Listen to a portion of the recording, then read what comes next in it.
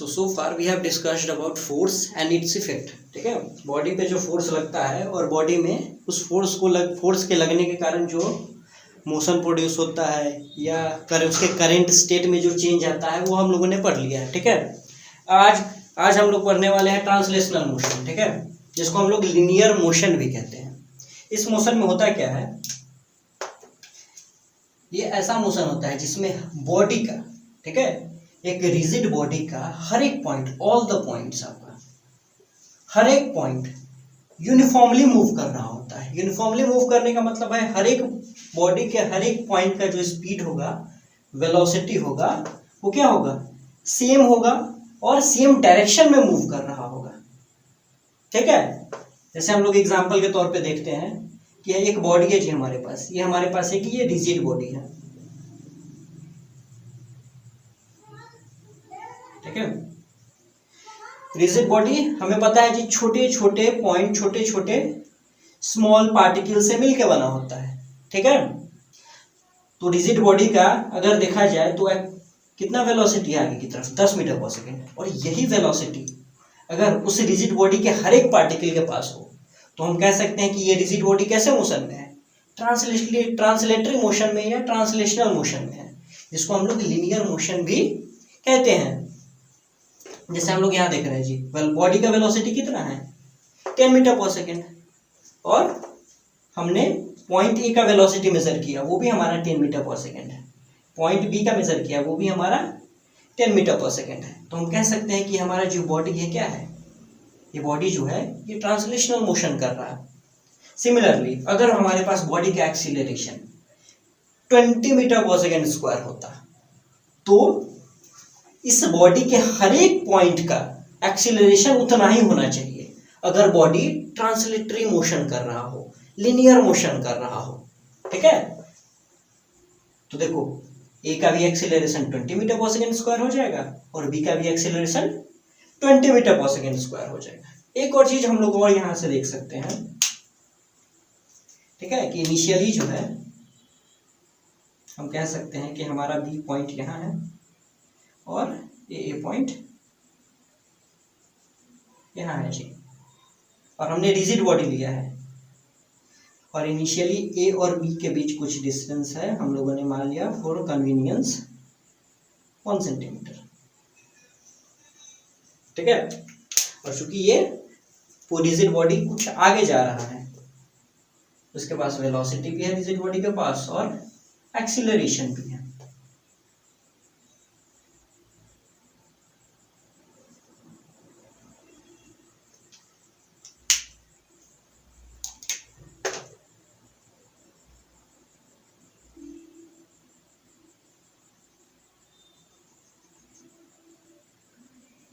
अगर हमसे पूछा जाए कि हमारा जो बॉडी है वो कितना चला, सबसे पहले हम बॉडी का देखते हैं जी कि हमारा जो बॉडी है वो कितना चला होगा। ठीक है, मान लेते हैं कुछ 1 सेकेंड में ये बॉडी यहाँ से यहाँ आया है। ठीक है, 1 सेकेंड में, तो बॉडी के पास हमारे पास वेलोसिटी भी है और एक्सीलरेशन भी है। तो हम डिस्प्लेसमेंट कैसे निकालेंगे जी, S is equal to ut plus half AT square, और यहाँ टाइम हम लोग लेंगे 1 सेकेंड। 1 सेकेंड में देखा है कि बॉडी यहाँ से हमारा यहाँ आ रहा है, तो यहाँ से निकाले तो u का वैल्यू 10 है, टाइम 1 रख देंगे, हाफ एक्सेलरेशन का वैल्यू हमने 20 लिया है और टाइम 1 का square, it is going to give us 20 metre. ठीक है, मतलब बॉडी का जो डिस्प्लेसमेंट हुआ है, बॉडी कितना आगे गया है, हम लोग इस पॉइंट को लिख सकते हैं कि बॉडी आपका 20 मीटर आगे गया है। ठीक है, तो ऑब्वियसली हमारा बी भी जो होगा वो भी 20 मीटर ही गया होगा, क्योंकि बॉडी हमारा कैसे मोशन कर रहा है जी, ट्रांसलेटरी मोशन। और फिर से हम ये भी कह सकते हैं कि हमारा ए जो है ये भी हमारा 20 मीटर ही आगे गया होगा।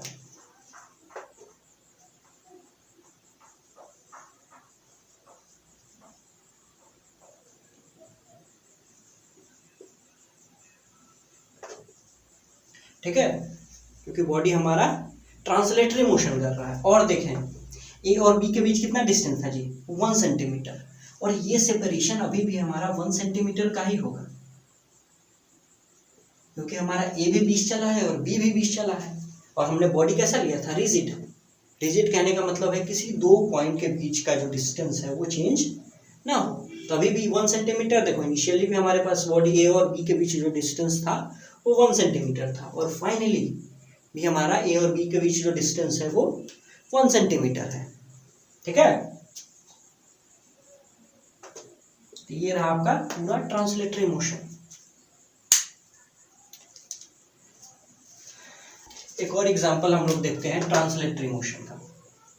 ठीक है, ये हमारा एक बॉडी है जो इंक्लाइन प्लेन पे, ठीक है, स्लोप पे कांस्टेंट वेलोसिटी से आ रहा है। हमें फर्क नहीं पड़ रहा कैसे कांस्टेंट से आ रहा है, लेकिन मान लेते हैं कि ये कांस्टेंट वेलोसिटी से आ रहा है नीचे की तरफ। तो इसके हर एक पॉइंट का वेलोसिटी अगर 10 मीटर पर सेकेंड ही है, तो ये भी कौन से मोशन में है जी, ट्रांसलेटरी मोशन में है।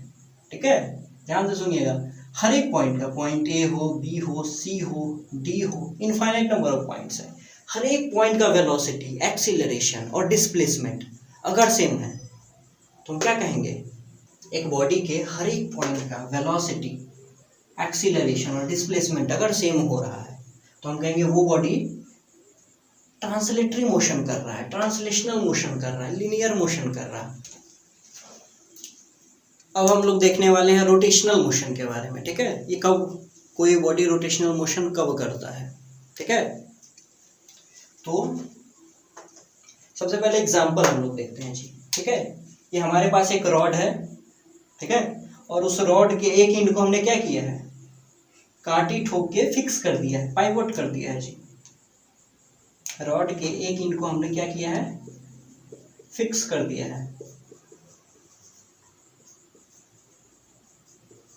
फिक्स करने का मतलब है ये पॉइंट अब हिल डुल नहीं सकता है। ठीक है, ये रॉड का जो ये एंड है ये क्या हो गया, फिक्स हो गया, ऐसे है। और इस रॉड के दूसरे एंड पे क्या है, एक फोर्स लगाया जा रहा है। तो देखो क्या होगा, रॉड के दूसरे एंड पे फोर्स लगाना है, तो ये बॉडी क्या है, ये पेन रोटेट कर रहा है इस पॉइंट के अबाउट। ये पेन क्या कर रहा है, रोटेट कर रहा है जी, on application of a force. ठीक है, तो वैसे यहाँ सेम चीज यहाँ हो रहा है। ये अपना पाइवोटेड एंड है, फिक्स्ड एंड, और एक परपेंडिकुलर फोर्स हम लोग लगा रहे हैं रॉड के ऊपर। क्या होगा, रॉड हमारा कुछ ऐसे घूमेगा। ठीक है, ऐसे घूमना शुरू कर देगा। और घूमा क्यों जी, क्योंकि फोर्स लगा था, और आपका दूसरा एंड क्या है, फिक्स है। ठीक है, दूसरा एंड आपका फिक्स है। एक क्वांटिटी डिफाइन होता है, टॉर्क।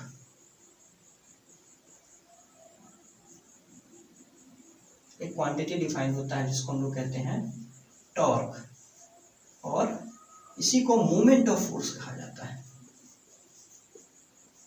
मोमेंट ऑफ फोर्स ये आपका बराबर होता है perpendicular force multiplied bye D. ठीक है, या ये भी कह सकते हैं हम लोग force multiplied by perpendicular distance. क्या मतलब है जी इस चीज का, ये टॉर्क करता कुछ नहीं है, बॉडी को रोटेशन में ले आता है। हमने क्या किया, एक और क्वांटिटी डिफाइन कर दी बस, जो बॉडी को क्या ला रहा है, रोटेशन ला रहा है। और ये भी हम कह सकते हैं कि वो रोटेशन आ क्यों रहा है जी, फोर्स के कारण। ठीक है, फोर्स और इस एक्सिस से जो डिस्प्लेसमेंट है, इन दोनों फैक्टर्स के कारण हमारा रोटेशन आ रहा बॉडी में। ठीक है, तो ये घूमना शुरू कर रहा था ये टॉर्क के कारण। और वो टॉर्क क्या है जी, हम लोग देखेंगे परपेंडिकुलर फोर्स। किससे परपेंडिकुलर, ये हमारा एक्सिस है, एक ऐसा लाइन एक्सिस से पास करने वाला एक ऐसा लाइन जो कि परपेंडिकुलर हो उस फोर्स पे। ठीक है, तो यही लाइन जो हमारा है ये परपेंडिकुलर है। और इस लाइन का लेंथ कितना है जी, हम लोग देख सकते हैं इस लाइन का लेंथ डी है। तो D multiplied by perpendicular force, यहाँ परपेंडिकुलर फोर्स एफ के बराबर है। तो हम लोग यहाँ से डायरेक्ट लिख सकते हैं एफ इंटू डी, हमेशा परपेंडिकुलर फोर्स लेंगे। तो हमने देख लिया कि एक फोर्स के कारण कैसे बॉडी में रोटेशन आता है, ठीक है। और उसके कॉरस्पॉन्डिंग एक नया टर्म भी डिफाइन किया हमने, टॉर्क, जो कि क्या करता था, बॉडी में रोटेशन लाता था। तो force along with a distance क्या करेगा, बॉडी में टॉर्क लाएगा और वो टॉर्क बॉडी को रोटेट करेगा, ठीक है। और देखते हैं आप लोग रोटेशनल मोशन के बारे में। तो इसी चीज से हम लोग रोटेशनल मोशन को डिफाइन कर सकते हैं। देखो क्या है, it's a type of motion, ये ऐसा मोशन का टाइप है जिसमें कि बॉडी हमारा रोटेट करता है। और रोटेट करने के लिए एक एक्सिस का होना जरूरी है। यहाँ देखो जी, हमने एक एंड को फिक्स इसीलिए किया था कि ये एंड हमारा मूव नहीं कर पाए, और ये एंड मूव नहीं कर पाएगा, जिसके कारण क्या होगा, ये रॉड पूरा इसी पॉइंट के अबाउट घूमने लगेगा, ठीक है। ये रॉड इसी पॉइंट, फिक्स पॉइंट के अबाउट घूमने लगा था, जैसे इस केस में हमारे साथ हो रहा था जी। हमने इस एंड को फिक्स किया था और फोर्स लगाया, तो ये फिक्स एंड के अबाउट ये रॉड हमारा घूम रहा था, ठीक।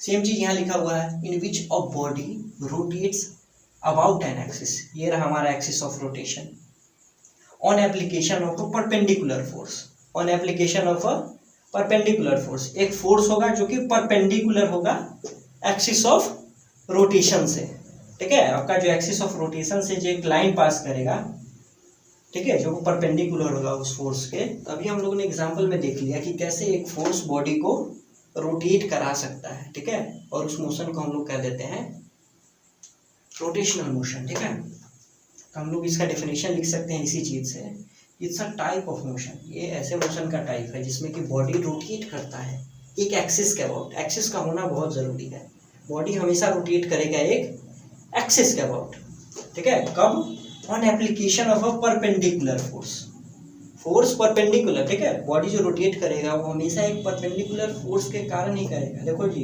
यहाँ भी इस पॉइंट के अबाउट हमारे ये फोर्स कैसा था, परपेंडिकुलर फोर्स, ठीक है। और ये फोर्स एक्सिस से पास नहीं करना चाहिए। अगर ये फोर्स एक्सिस से पास करेगा तो ये डी डिस्टेंस कितना हो जाएगा, 0 हो जाएगा। ये फोर्स अगर यहीं लगा देते हैं हम लोग, ठीक है, सपोज कीजिए कि ये फोर्स अगर हम लोग यहीं लगा देते हैं,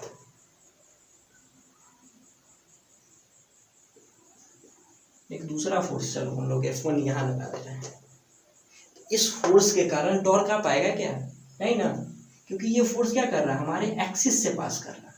और एक्सिस से इसका परपेंडिकुलर डिस्टेंस क्या है, 0। एक्सिस से कोई दूरी ही नहीं है, क्योंकि ये फोर्स कहाँ से पास कर रहा है, ये फोर्स का line of action. Line of action कहने का मतलब है कि किस लाइन के अलॉन्ग हमारा फोर्स लग रहा है, ठीक है। तो फोर्स का जो ये लाइन ऑफ एक्शन है ये एक्सिस से पास कर रहा है, ये रहा मेरा एक्सिस का पॉइंट, ठीक है, ये एक्सिस से पास कर रहा है। तो इस फोर्स के कारण बॉडी में रोटेशन नहीं आएगा, इस फोर्स के कारण बॉडी में रोटेशन आएगा, और F1 फोर्स के कारण बॉडी में रोटेशन नहीं आएगा। तो वही यहाँ लिखा हुआ है जी कि फोर्स कैसा होना चाहिए, एक्सिस से पास नहीं करना चाहिए। एक्सिस से पास करेगा तो उसके कारण रोटेशन नहीं आएगा बॉडी में। अब हम लोग पढ़ने वाले हैं मोमेंट ऑफ फोर्स के बारे में, ठीक है, जिसे दूसरे शब्दों में हम लोग टॉर्क भी कहते हैं। ये क्या करता है, बॉडी को रोटेट कराता है, ये बॉडी को घुमाने के काम करता है किसी एक्सिस के अबाउट, ठीक है, किसी फिक्स्ड एक्सिस के अबाउट, ठीक है। जैसे हमने एक रॉड लिया, फिर से क्या किया, उस रॉड को, ठीक है, पिन कर दिया, पाइवोट कर दिया, हमने क्या किया, पाइवोटेड कर दिया उस रॉड को इस ओ पॉइंट पे। दूसरे शब्दों का में कहें तो हम लोग कहें क्या किए, दूसरे शब्दों में कहा जाए तो हमने उस रॉड को फिक्स कर दिया जी इस पॉइंट पे, ठीक है। और इस रॉड के एक एंड पे, ये एक एंड पे क्या किया, हमने F1 फोर्स लगाया, और रॉड की ये मिड पॉइंट पे, ठीक है, ये जो हमारा A is the mid point, A is the mid point of rod, जिसका लेंथ L है, ठीक है। ये रॉड पूरा अगर मान लें हम लोग L लेंथ का है, ये रॉड जो है हमारा, मान लेते हैं कि हमारा पूरा आपका L लेंथ का है। तो ये डिस्टेंस आपका कितना हो जाएगा L/2, ये डिस्टेंस आपका L/2 हो जाएगा। ठीक है, और हमें बताना है कि ये इन दोनों फोर्स के कारण ये क्या होगा, बॉडी रोटेट करेगा, और रोटेट करेगा तो किधर करेगा, हम देख रहे हैं जी इस इन पे फोर्स। सबसे पहले F1 के लिए देखते हैं क्या होगा। F1 के लिए जो हमारा फोर्स है, ये सेम सिनेरियो यहाँ है जी। F1 के लिए फोर्स है, दूसरे इन पे लगाया जा रहा है, बॉडी रोटेट करेगा। ठीक है, अगर फिर से इन मिड पॉइंट पे लगाते हैं जी, इस पेन के मिड पॉइंट पे लगाते हैं, सेम डायरेक्शन में ही रोटेट करेगा। मतलब इसके कारण जो रोटेशन आ रहा होगा वो भी इस डायरेक्शन में होगा, और F2 के कारण भी जो रोटेशन आ रहा होगा वो भी आपका कहा जाए तो क्लॉकवाइज डायरेक्शन में होगा। ठीक है, ये डायरेक्शन को हम लोग कहते हैं क्लॉकवाइज, यानी घड़ी के हिसाब से। क्लॉकवाइज का मतलब होता है घड़ी के हिसाब से। तो दोनों सेम डायरेक्शन में रोटेट करा रहा है, तो दोनों मिलकर रोटेट कराएगा सेम डायरेक्शन में। ठीक है, और हमारा जो टॉर्क आएगा F1 फोर्स के कारण जो टॉर्क आएगा, मान लेते हैं ये टॉर्क 1 है और ये टॉर्क 2 है, ये क्या होगा, दोनों ऐड हो जाएगा क्योंकि दोनों सेम डायरेक्शन में रोटेट करा रहा है। तो हम लोग लिख सकते हैं टोटल टॉर्क क्या होगा हमारा, torque of 1 plus torque of 2 on this body. Torque of 1 को क्या लिख सकते हैं जी हम लोग, फोर्स पता है हमारा कितना है F1, और परपेंडिकुलर डिस्टेंस। देखिए जी, इस एक्सिस से हम एक लाइन ड्रॉ किए जो कि फोर्स पे क्या है, फोर्स या उसके लाइन ऑफ एक्शन। ये F1 का लाइन ऑफ एक्शन है जी, ये F2 का लाइन ऑफ एक्शन है। ठीक, हम क्या कि लाइन ऑफ एक्शन कहने का मतलब उस फोर्स को थोड़ा आगे बढ़ाते चले जाओ। तो ये आपका इस F1 फोर्स का लाइन ऑफ एक्शन है, ये F2 फोर्स का लाइन ऑफ एक्शन है। ठीक, हम क्या फिर हमें ये परपेंडिकुलर डिस्टेंस चाहिए, कहाँ से, एक्सिस से। एक्सिस से हम क्या करेंगे, परपेंडिकुलर ड्रॉ करेंगे इस फोर्स पे, F1 फोर्स पे, और उसका जो लेंथ होगा उसको फोर्स के साथ मल्टीप्लाई कर देंगे। तो ये जो लेंथ हमारा, ये देखो एक्सिस से जो हमारा ये लेंथ है क्या है, L के बराबर है। तो हम लिख देंगे torque 1 is equal to F1 into L। Torque 2 क्या हो जाएगा जी, टॉर्क 2 फोर्स कितना है हमारा F2, और परपेंडिकुलर डिस्टेंस जी, अगर परपेंडिकुलर डिस्टेंस देखा जाए तो हमारा यही होगा, इस पॉइंट ए से ये एक्सिस का जो दूरी है क्या है, L/2 ही तो है। तो हम लिख देंगे L/2। ठीक, और फाइनली हम लोग लिख सकते हैं L कॉमन ले लेंगे तो हमारा हो जाएगा F1 प्लस F2/2। ठीक है, तो ये हमारा मैग्नीट्यूड आया, वैल्यू आया जी। अब क्या होगा, इसके पास डायरेक्शन भी है, तो हमने देखा जी ये किधर घूम रहा, क्लॉकवाइज। तो हम लोग लिख सकते हैं अलोंग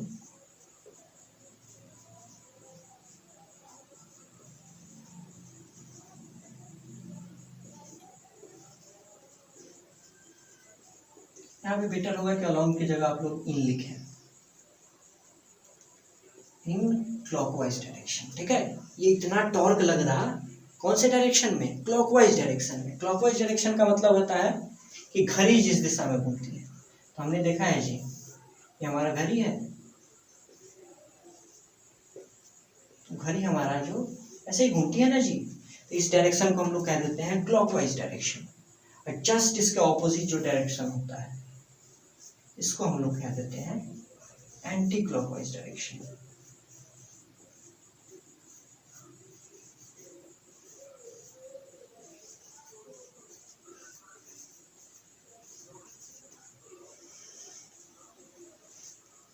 ठीक है, तो हम लोग अल्टीमेटली क्या देखते हैं जी, टॉर्क निकालने के लिए कि हमारा जो टॉर्क होता है वो force multiplied bye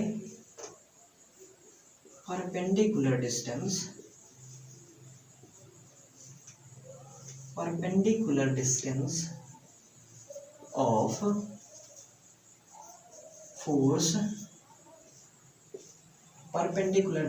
of force from the axis of rotation.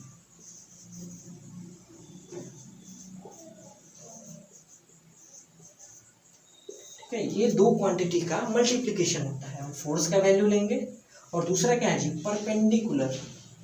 यहाँ पे स्पेलिंग देख लीजिएगा आप लोग, परपेंडिकुलर। ठीक है जी, perpendicular distance of force from the axis of rotation. ये रहा हमारा एक्सिस ऑफ रोटेशन और इससे परपेंडिकुलर डिस्टेंस किसका जी, फोर्स का। कहाँ तक, फोर्स, जहाँ जो फोर्स है लाइन ऑफ एक्शन, उस एक्सिस से उसका परपेंडिकुलर डिस्टेंस देखेंगे। और ये हमारा इस केस में कितना था, L था। और F2 के लिए देखा जाए तो ये L/2 था। अब वही हम लोग रखे और डायरेक्टली निकाल दिए। इस बात को आप लोग अच्छे से याद रखिए।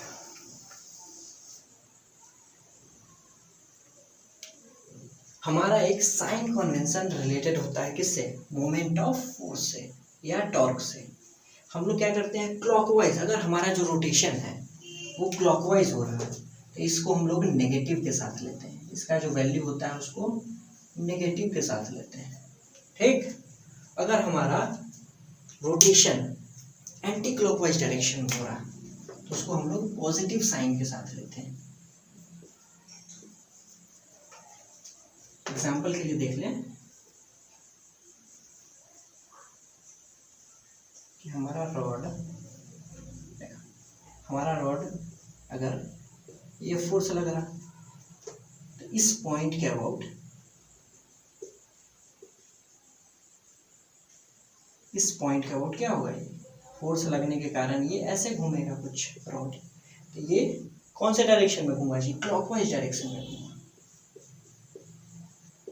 क्लॉकवाइज डायरेक्शन में घूमा। ठीक है, तो क्लॉकवाइज डायरेक्शन में, तो सपोज कीजिए कि हमारा रॉड का लेंथ अगर d है और इस पे फोर्स L लग रहा है, तो हमारा इसके लिए टॉर्क के क्या लिखा जाएगा जी, माइनस साइन के साथ force multiplied by perpendicular distance. तो इसका हो जाएगा -Fd। टॉर्क का कितना वैल्यू होगा जी, -Fd। ये हमारा वैल्यू हो गया, F इंटू डी हमारा ये वैल्यू देगा। और ये नेगेटिव साइन क्या बताएगा जी, नेगेटिव साइन हमें ये बताएगा कि हमारा जो रोटेशन हो रहा है वो क्लॉकवाइज डायरेक्शन में हो रहा है। नेगेटिव साइन बस डायरेक्शन बताने का काम करेगा यहाँ पे।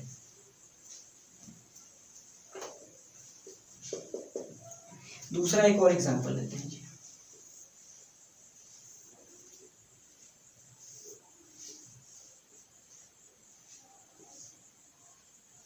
हमने क्या किया, एक रॉड को इस बार ऐसे लटकाया जी, दूसरे एंड को हमने फिक्स किया है और इस फिर से इस रॉड का जो लेंथ है वो d ही है और इस पे एक फोर्स लग रहा है F1। तो ये फोर्स इसको कुछ ऐसा सिनेरियो यहाँ पे ऊपर वाले पॉइंट को फिक्स किया है और नीचे से एक फोर्स लगा रहे हैं। तो देखो कौन से डायरेक्शन में रोटेट कर रहा, ये कुछ ऐसे जा रहा ऊपर की तरफ, ये डायरेक्शन होगा रोटेशन का इसका। और ये कौन सा डायरेक्शन है जी, क्लॉकवाइज या एंटी क्लॉकवाइज, ये आपका एंटी क्लॉकवाइज डायरेक्शन है।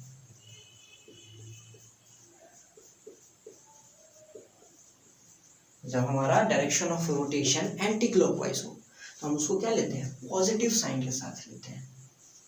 तो यहाँ जो टॉर्क लिखेंगे हम लोग वो क्या होगा, फोर्स मल्टीप्लाइड बाय डिस्टेंस, यहाँ पॉजिटिव साइन,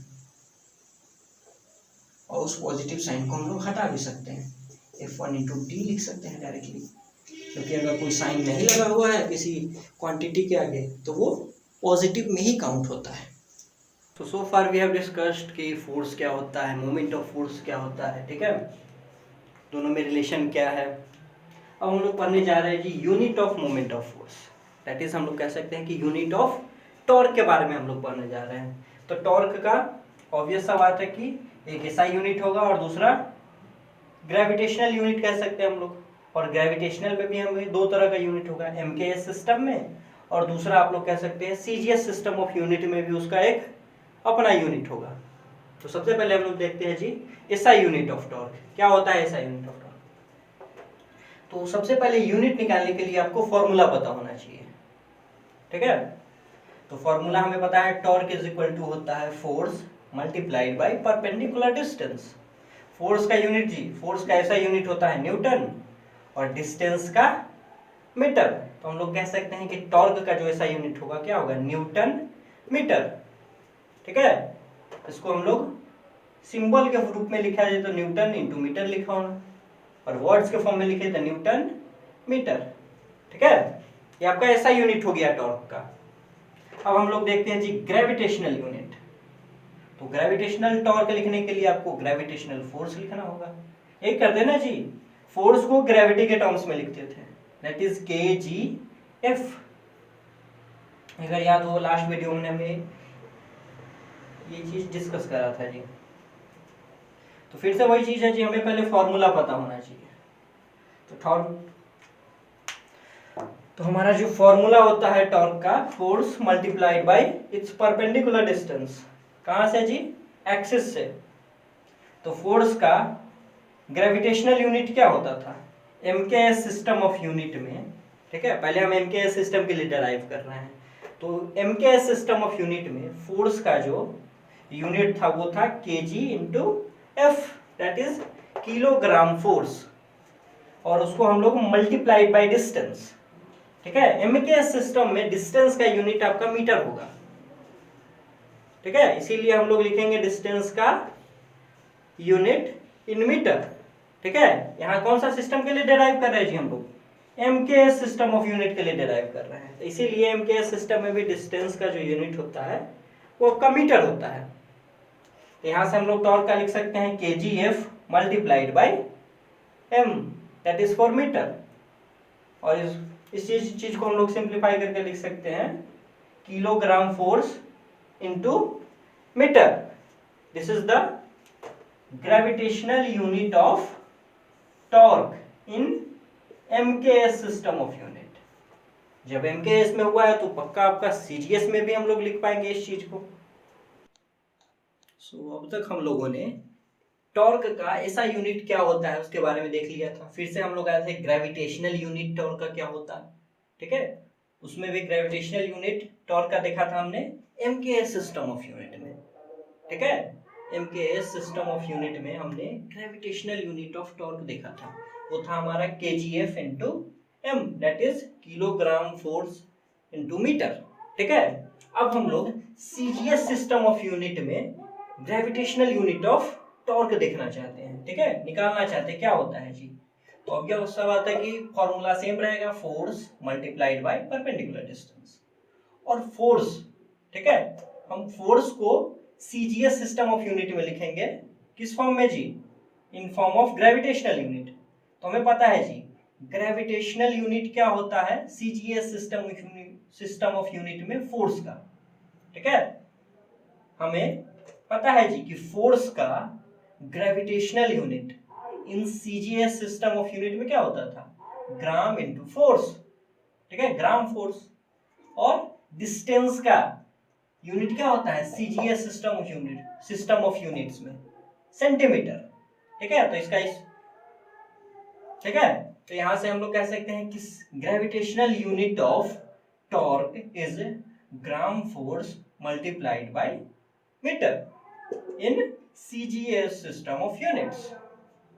मतलब कि gravitational unit of torque in CGS system of unit क्या होगा, gram force multiplied by metre. ठीक है,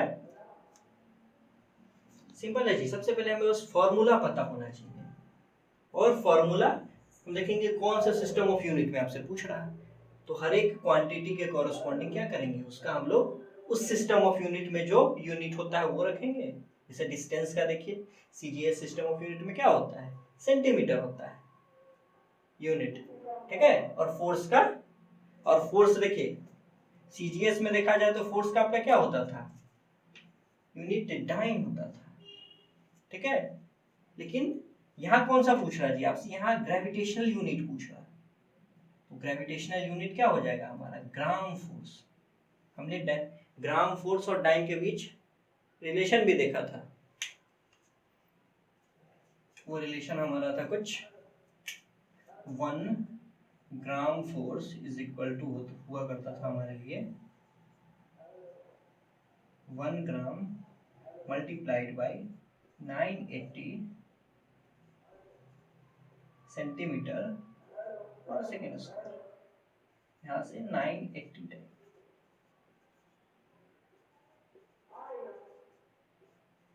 ये रिलेशन था जी हमारा ग्राम फोर्स और डाइन में, ठीक है।